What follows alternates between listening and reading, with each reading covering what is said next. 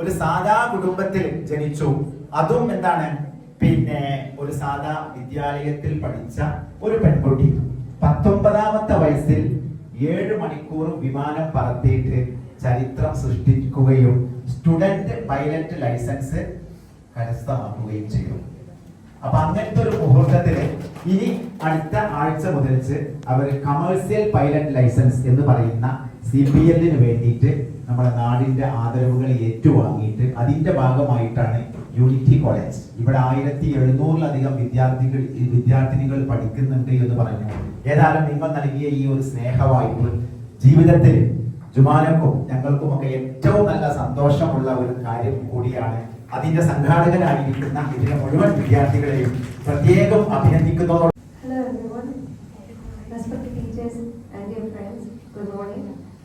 Firstly, thanks to Unity Women's College for inviting me at this age. ശരിക്കും പറഞ്ഞാൽ ഞാൻ നിങ്ങളുടെ അനിയത്തി ആയിരിക്കാം. നിങ്ങളുടെ ഏജ് ഒക്കെ എങ്ങനെയാണ്? 20, 21? ഓക്കെ. എൻ്റെ കൂടെ ഉള്ളവരും ഉണ്ട്, എൻ്റെ ഇത്താത്തമാരും ഉണ്ട്.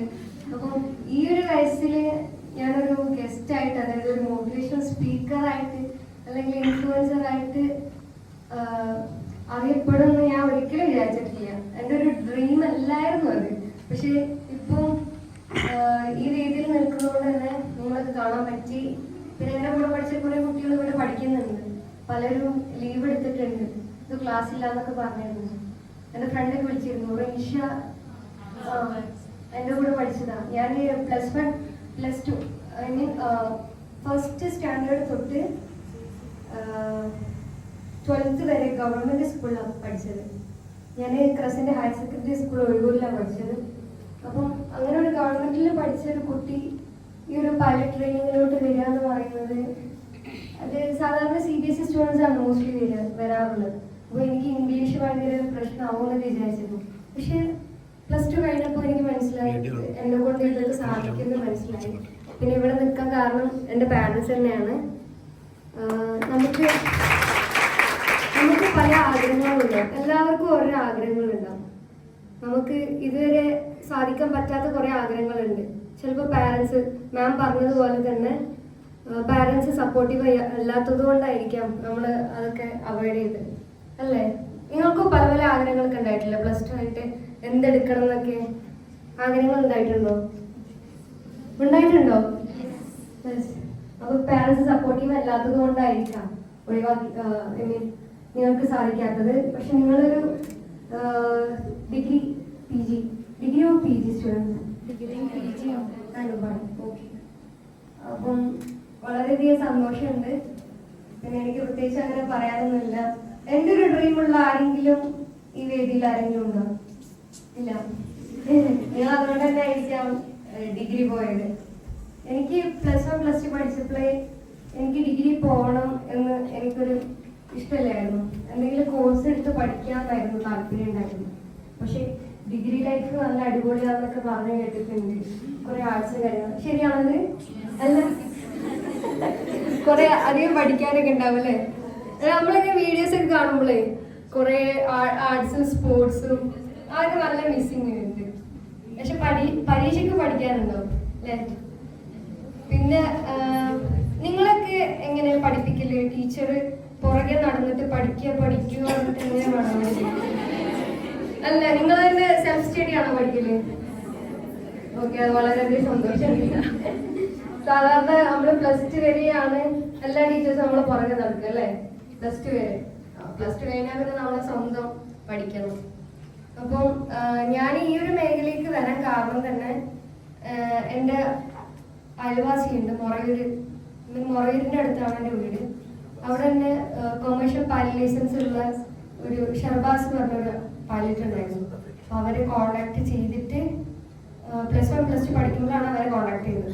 അങ്ങനെ കോണ്ടാക്ട് ചെയ്ത് എന്തൊക്കെയാണ് ചെയ്യേണ്ടത്. എനിക്ക് ഈ ആഗ്രഹം വരുന്ന 10ാം ക്ലാസ്സിൽ ഞാൻ എല്ലാ ഇൻ്റർവ്യൂസിലൊക്കെ പറഞ്ഞിട്ടുണ്ട്.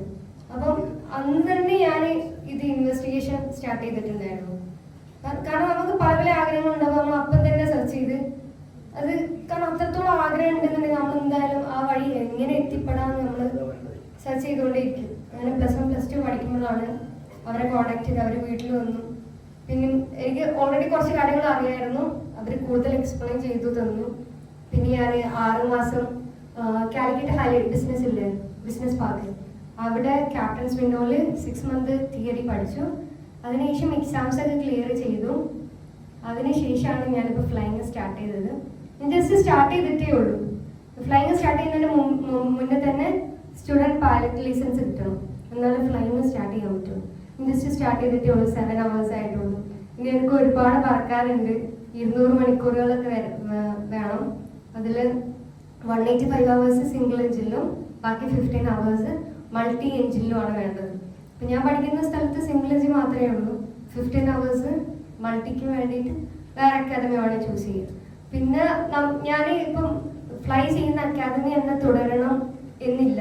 കാരണം നമുക്ക് എപ്പോഴാ ഓരോ അക്കാദമിയിൽ എന്താ പറ്റുക നമുക്ക് പറയാൻ പറ്റില്ല. പ്രത്യേകിച്ച് ഞങ്ങളുടെ ഫീൽഡ് എന്ന് പറയുമ്പം ഇതിൻ്റെ ഡ്യൂറേഷൻ ശരിക്കും നമുക്ക് പറയാൻ സാധിക്കില്ല. കാരണം വെതറിനൊക്കെ ഡിപ്പെൻഡ് ചെയ്യും. വെതർ നല്ല മോശമാണെന്നുണ്ടെങ്കിൽ നമ്മൾ ഫ്ലൈങ് നടക്കില്ല. അപ്പം സാധാരണ ഗതിയിൽ 1.5 വർഷം മുതൽ 2 വർഷം വരെയാണ് CPL ഒക്കെ കിട്ടാൻ സമയം പിടിക്കുന്നത്. അപ്പം ഈ സംഭവങ്ങളൊക്കെ ഞാൻ ഇൻവെസ്റ്റിഗേഷൻ ചെയ്തിട്ട് പിന്നെ ഈ ഫീൽഡിൽ എത്തിയ ശേഷമാണ് ഞാൻ അറിഞ്ഞത് ഇത്രത്തോളം പഠിക്കാനുണ്ട്. നിങ്ങൾക്ക് എല്ലാവർക്കും പഠിക്കാൻ ഇഷ്ടമാണോ? ഇല്ലല്ലോ, പഠിക്കാൻ ഇഷ്ടമില്ലല്ലോ. എനിക്ക് പഠിക്കാൻ താല്പര്യമൊന്നുമില്ല. ഞാൻ എക്സാമിന് മാത്രം അങ്ങനെ പഠിക്കുന്ന ഒരാളാണ്.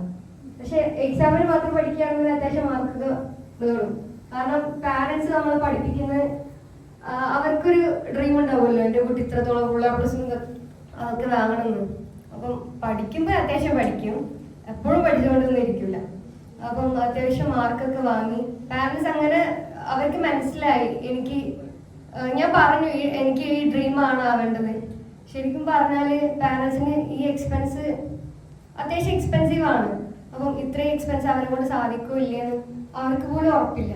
പക്ഷെ ഞാൻ എത്രത്തോളം പഠിച്ച് മാർക്കൊക്കെ വാങ്ങിയപ്പോൾ അവർ പറഞ്ഞു എന്തായാലും നിന്റെ ആഗ്രഹം ഇതാണല്ലോ, വഴികളൊക്കെ മുന്നോട്ട് വന്നോളും എന്നുള്ള ആ ഒരു ഇതിലാണ് ഞാൻ എത്തിപ്പെട്ടത്.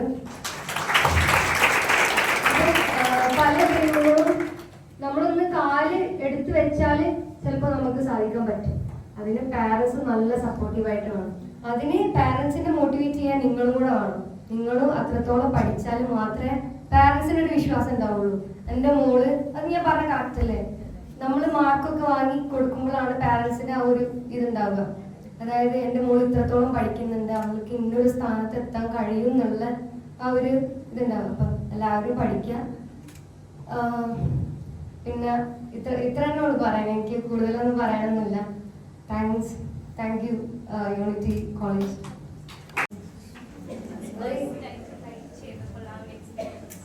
വളരെ അടിപൊളിയായിരുന്നു. കാരണം ഞാൻ 10th മുതൽ തുടങ്ങിയൊരു ആഗ്രഹമാണ്. ആ ആഗ്രഹം നടക്കുമോ ഇല്ലയെന്ന് നല്ല ഡൗട്ടായിരുന്നു. അതിപ്പം +2 കഴിഞ്ഞ് ഞാൻ തിയറി അക്കാദമി ജോയിൻ ചെയ്തപ്പോഴും പഠിച്ചുകൊണ്ടിരിക്കുമ്പോൾ എക്സാംസ് ക്ലിയർ ചെയ്ത് കഴിഞ്ഞിട്ട് എനിക്ക് നല്ല ഡൗട്ട്സ് ഉണ്ടായിരുന്നു. ഞാൻ പാർക്കോ നല്ല ഡൗട്ട് വെച്ചിട്ടായിരുന്നു. അപ്പം ഈ അങ്ങനെയുള്ള ഒരു ഇത് പെട്ടെന്ന് സാധിക്കാന്ന് പറഞ്ഞപ്പോൾ വളരെയധികം എക്സൈറ്റഡ് ആയിരുന്നു. അത് ഫസ്റ്റ് ഫ്ലൈറ്റ് നമ്മൾ ഭൂമിയിൽ ഇങ്ങനെ ടേക്ക് ഓഫ് ചെയ്യുമ്പോൾ ഒരു ശരിക്കും നമുക്ക് പറഞ്ഞറിയാൻ കഴിയില്ല. അത് നിങ്ങൾ തന്നെ എക്സ്പീരിയൻസ് ചെയ്യണം. ഇപ്പൊ ഞാൻ തന്നെ ചെറുപ്പത്തിലൊന്നും ഫ്ലൈറ്റിലൊന്നും കയറിയിട്ടില്ല. ഞാൻ +2 കഴിഞ്ഞിട്ടാണ് ആദ്യമായിട്ട് ഫ്ലൈറ്റിൽ കയറിയത്. അതുകൊണ്ട് തന്നെ ഈ ഒരു ഫ്ലൈറ്റിൽ കയറി അങ്ങനെ പൈലറ്റ് ആവണമെന്നുള്ള ഡ്രീമൊന്നും തുടങ്ങിയതല്ല. അപ്പം നിങ്ങളായാലും ചിലവർ പോയിട്ടുണ്ടാവും ഫ്ലൈറ്റിൽ. ഞാൻ +2 കഴിഞ്ഞതിന് ശേഷമാണ് ഇങ്ങനെ ഫ്ലൈറ്റിൽ കയറിയതും. അത് 2-3-4 പ്രാവശ്യം കയറിയിട്ടുള്ളൂ. അങ്ങനെ കയറിയതും പിന്നെ ഞാൻ ഒറ്റയ്ക്ക് ട്രാവൽ ചെയ്യാനൊക്കെ തുടങ്ങിയത്. കാരണം നമ്മളെ പാരൻസ് തന്നെ അവർക്ക് പേടിയാക്കണം, ഇവിടെ പെൺകുട്ടിയാണല്ലോ, ഇവളിങ്ങനെ ഒറ്റയ്ക്ക് ട്രാവൽ ചെയ്യാൻ പറ്റൂലല്ലോ. ഇപ്പൊ ഞാനാണെങ്കിൽ എൻ്റെ പാരൻസിന് ആ പേടിയൊന്നുമില്ല. അവര് എന്നെ അങ്ങനെ വിളിക്കലൊന്നുമില്ല. ഇപ്പൊ ഞാൻ എക്സാംസ് ഒക്കെ കൂടുതലും പുറത്താ ഉണ്ടാവുക. ഇപ്പൊ കൊച്ചിയിൽ വരുന്നുണ്ട്, അത് 3 മാസം കൂടുമ്പോഴാണ്. പിന്നെ ബാക്കി എക്സാമിനൊക്കെ ബാംഗ്ലൂർ, ചെന്നൈ അവിടേക്കൊക്കെ പോവാറ്. അപ്പൊ കൂടുതലും ട്രാവലിംഗ് ഒറ്റയ്ക്കായിരിക്കാം.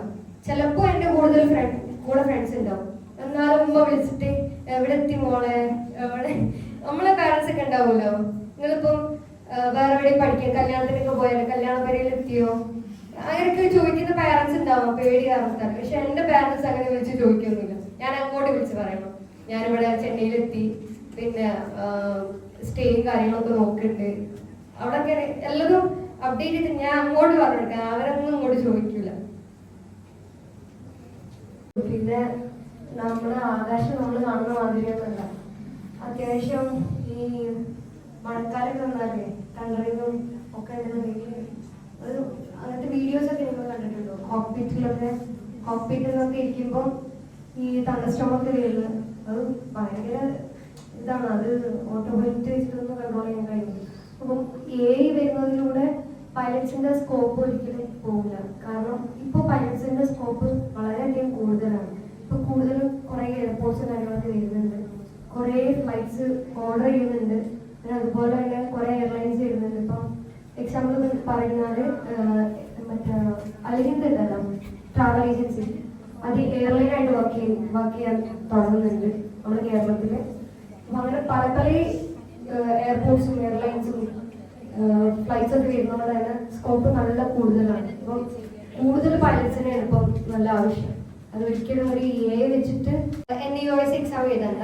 കൊമേഴ്സ് ആൻഡ് ഹ്യൂമാനിറ്റീസ് സ്റ്റുഡൻസിന് NEOS എക്സാം എഴുതിയിട്ട് ഫിസിക്സ് ആൻഡ് മാത്സിൽ 60% എബോ മാർക്ക് വാങ്ങിയതിന് ശേഷം അക്കാദമി ജോയിൻ ചെയ്യാം. തിയറി അക്കാദമി, തിയറി പഠിച്ചിട്ട് എക്സാംസൊക്കെ ക്ലിയർ ചെയ്ത് കഴിഞ്ഞിട്ട് ഫ്ലൈങ് സ്റ്റാർട്ട് ചെയ്യണം. അല്ലെങ്കിൽ ഫ്ലൈങ് സ്റ്റാർട്ട് ചെയ്യുന്നതിന് കൂടെ തന്നെ തിയറിയും കൂടെ കൊണ്ടുപോകാൻ കഴിയും. പക്ഷെ കൊണ്ടുപോകാൻ പറ്റും, പക്ഷെ നമുക്ക് അത്യാവശ്യം പഠിക്കാനുണ്ടായതുകൊണ്ടാണ്. ഇപ്പൊ ഫ്ലൈങ് തന്നെ നിങ്ങൾ വിചാരിക്കുന്നുണ്ടാവും ജസ്റ്റ് ഫ്ലൈങ് മാത്രം പഠിച്ചാൽ മതിയില്ലേ? പക്ഷെ ഈ ഫ്ലൈങ് തന്നെ ഓരോ ഘട്ടങ്ങളുണ്ട്.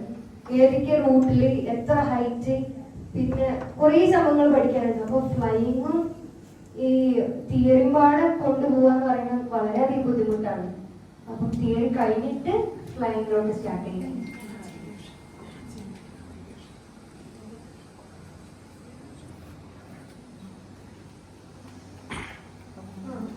ഇപ്പം നമ്മളൊക്കെ വിചാരിച്ചിട്ടുണ്ടാവും നമ്മൾ റോഡിലൂടെ നടക്കുമ്പോൾ റോഡിലാണ് ട്രാഫിക് കൂടുതലെന്ന് നമുക്ക് തോന്നിയിട്ടുണ്ടാവും. പക്ഷെ ശരിക്കും എയറിൽ നല്ല ട്രാഫിക്കാണ്. ഇപ്പം എയറിലാണ് ഏറ്റവും കൂടുതൽ ട്രാഫിക്. നിങ്ങൾ സെർച്ച് ചെയ്താൽ തന്നെ മനസ്സിലാവും എയറിൽ നല്ല ട്രാഫിക്. നമ്മൾ കാണുന്ന മാതിരി ഒന്നല്ല. ഇപ്പം നമ്മൾ ഇപ്പൊ ഒരു ഫ്ലൈറ്റ് പോകണമെങ്കിൽ അതിന്റെ മുകളിൽ തന്നെ എത്ര ആൾട്ടിറ്റ്യൂഡിൽ വേറെ ഫ്ലൈറ്റ് ഉണ്ടാവും, അല്ലെങ്കിൽ താഴെ ഓരോ ഘട്ടങ്ങളുണ്ട്. എത്ര ഹൈറ്റിൽ നമ്മൾ പറക്കണം, ഓരോ ഡിഫറെന്റ് ആയിട്ടുള്ള നാവിഗേഷൻ. ഇപ്പം ഇതിൽ ബേസിക്കലി സബ്ജക്ട്സ് വൈസ് പറയുകയാണെന്നുണ്ടെങ്കിൽ എഞ്ചിനീയർ ലെവൽ പഠിക്കാനുണ്ട്. എയർക്രാഫ്റ്റ് പാർട്സ് എന്തൊക്കെയാണ്, എങ്ങനെ വർക്ക് ചെയ്യുന്നത്, അതായത് എങ്ങനെ ഈ ആകാശത്ത് കൂടെ എങ്ങനെ ഈ ഫ്ലൈറ്റ് പോകണമെന്നൊക്കെ പഠിക്കാനുണ്ട്. അത്യാവശ്യം ഒരു എഞ്ചിനീയർ ലെവലാണ്. ഞാൻ +2 കഴിഞ്ഞ് നേരെ നിന്ന് പോയപ്പോൾ എനിക്ക് ആദ്യം ഭയങ്കര ടഫായിട്ട് തോന്നിയത്. പക്ഷേ പിന്നെ എന്തായാലും നമ്മൾ ഇത്രയും പാഷനായിട്ട് എനിക്ക് പൈലറ്റ് തന്നെ ആവണം എന്നുള്ള ആ ഒരു മൈൻഡ് കൊണ്ട് പഠിച്ച്. അപ്പം ടെക്നിക്കലി അങ്ങനെ വരുന്നുണ്ട്. പിന്നെ നാവിഗേഷനിൽ ഞാൻ പറഞ്ഞു കുറെ ലോസും കാര്യങ്ങളും, എത്ര ആൾട്ടിറ്റ്യൂഡിൽ ഏതൊക്കെ എയർക്രാഫ്റ്റ്, ഓരോ ലോസ് ഉണ്ട്, അതൊക്കെ പഠിക്കാനുണ്ട്. അത് റെഗുലേഷനും പഠിക്കാനുണ്ട്. പിന്നെ ബയോളജി കുറച്ചുണ്ട്. ബയോളജി ഡോക്ടർ ലെവലൊന്നുമില്ല, എന്നാലും കുറെ ഹൈറ്റിൽ പോകുമ്പോൾ നമുക്ക് മെന്റലി കുറച്ച് പ്രശ്നങ്ങളൊക്കെ വന്നേക്കാം. ഇപ്പൊ നിങ്ങൾ തന്നെ ഫ്ലൈറ്റിൽ യാത്ര ചെയ്തവർക്ക് തന്നെ ഫീൽ ചെയ്തിട്ടുണ്ടാവും, നമ്മള് ചെവി ഇങ്ങനെ അടയുന്നത്, അതൊക്കെ എന്ത് കാരണത്താലാണോ ഒക്കെ പഠിക്കാനുണ്ട്. അത് മാത്രമല്ല കുറച്ച് ബയോളജി കുറച്ചുണ്ട്. പിന്നെ മെട്രോളജി, നമ്മള് ജോഗ്രഫിക്കലായിട്ട് പഠിക്കാനുണ്ട്. ഭൂമിനെ കുറിച്ചും ക്ലൈമറ്റ് വെതറിനെ കുറിച്ചൊക്കെ പഠിക്കാനുണ്ട്. അപ്പൊ ഞാനിത് കയറി കഴിഞ്ഞപ്പോഴാണ് എനിക്ക് മനസ്സിലായത് ഇതൊക്കെ പഠിക്കാനുണ്ടല്ലോ. പിന്നെ പൊതുവെ നിങ്ങൾക്ക് എല്ലാവർക്കും രാവിലെ തൊട്ട് രാത്രി വരെ അല്ലെങ്കിൽ വൈകുന്നേരം വരെ എല്ലാ ദിവസവും ജോലി ചെയ്യാൻ താല്പര്യമുണ്ടോ? ഇല്ലല്ലോ. നിങ്ങളൊരു എന്താ പറയാ, എല്ലാ ദിവസവും അല്ല, ഇടക്കിടക്ക് ഇങ്ങനെ ജോലി ചെയ്യുക, പൈസ ഉണ്ടാക്കുക, ട്രാവൽ ചെയ്യുക, അതല്ലേ നിങ്ങളെ മൈൻഡ്? അതുപോലെ തന്നെയാണ് എന്റെ മൈൻഡ്. പിന്നെ അധികം പഠിക്കുന്നു ഇല്ലാത്ത എന്തെങ്കിലും ജോലി തിരഞ്ഞെടുക്കുക. പിന്നെ എനിക്ക് ആകാശം ഭയങ്കര ഇഷ്ടമായതുകൊണ്ട് തന്നെ, പിന്നെ ഇവിടെ ആർക്കെങ്കിലും ഇങ്ങനെ പുറത്ത് നോക്കിയിട്ട് ആകാശം ഇങ്ങനെ നോക്കുന്ന സ്വഭാവം, സ്റ്റാർസ് മൂണിലൊക്കെ ഫോട്ടോ എടുക്കുന്ന ആ സ്വഭാവം എനിക്കുണ്ട്. അതുകൊണ്ട് തന്നെ സ്കൈ ഭയങ്കര ഇഷ്ടമാണ്. അപ്പൊ അതുകൊണ്ടാണ് ഞാൻ ഈ ഒരു ഇത് ചൂസ് ചെയ്തത്. പിന്നെ പഠിച്ചുകൊണ്ടേ ഇരിക്കണം, ജോലി കിട്ടിയാലും പഠിച്ചുകൊണ്ടേ ഇരിക്കണം. അത് ഞാൻ വിചാരിച്ചിട്ടൊന്നുമില്ല, പക്ഷെ ഇതിൽ കയറി കഴിഞ്ഞപ്പോഴാണ് മനസ്സിലായത്.